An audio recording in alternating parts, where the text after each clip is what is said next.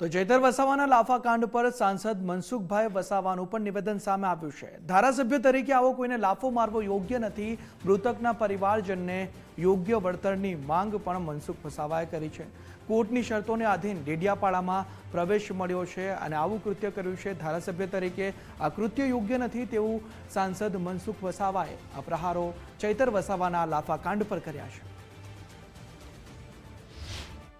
છે। જે ચૈતર વસાવે ઉશ્કેરાટમાં આવી જાય અને તે પેલા ભાઈને યુવાનને જે લાફો મારે છે એને સખત શબ્દોમાં ઉખડી કાઢીશું।